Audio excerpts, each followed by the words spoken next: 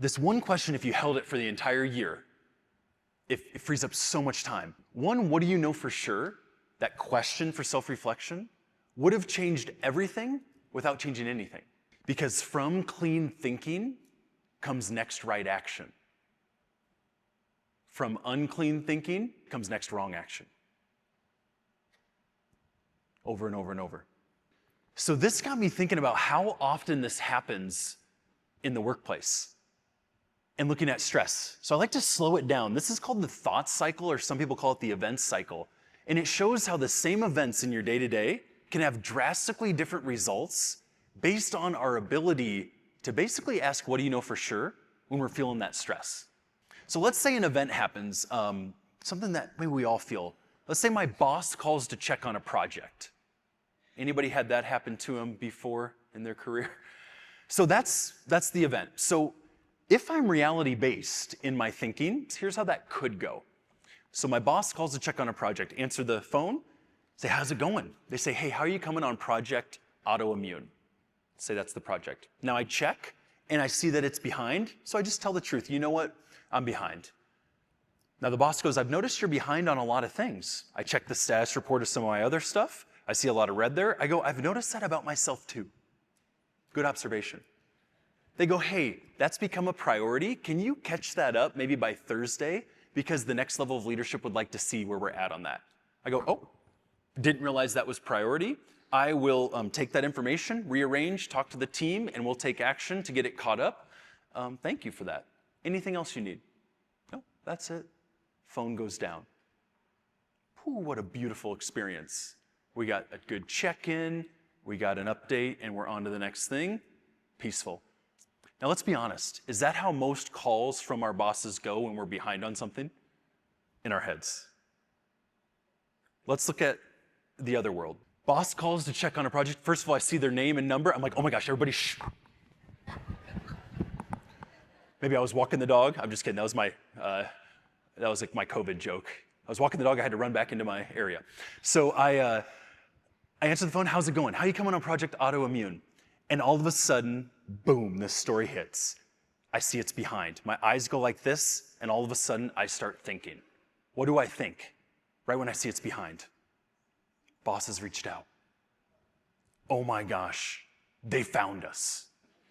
They found out. This is the one thing we're behind on. It's the main thing.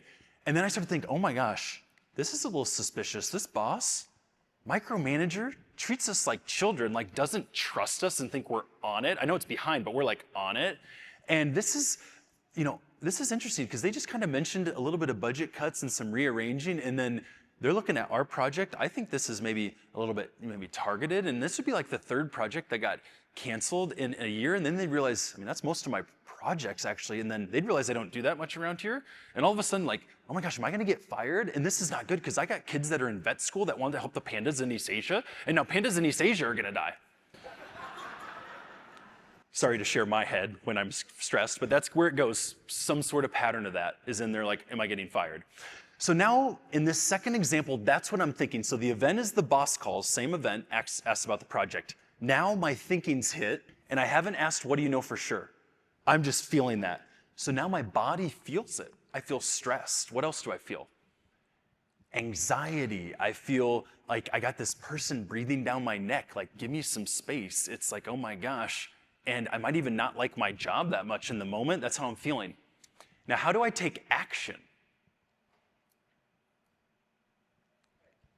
Quit? Someone said quit. Oh, geez, that's kind of maybe in there.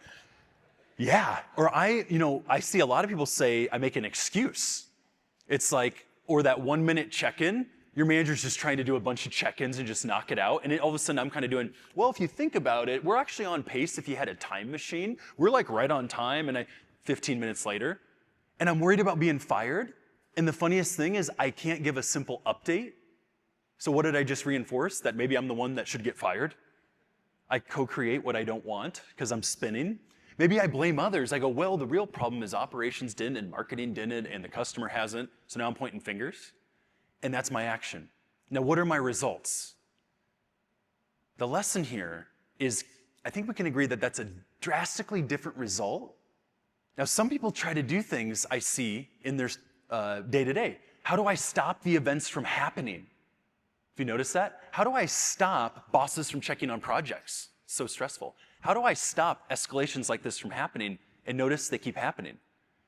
The real impact we have is when the event happens, can we question everything we think, especially if it's stressful? Because then I get down to the facts, I feel more neutral, I make a better action in a decision, and it leads to a good result. Next right action instead of next wrong action.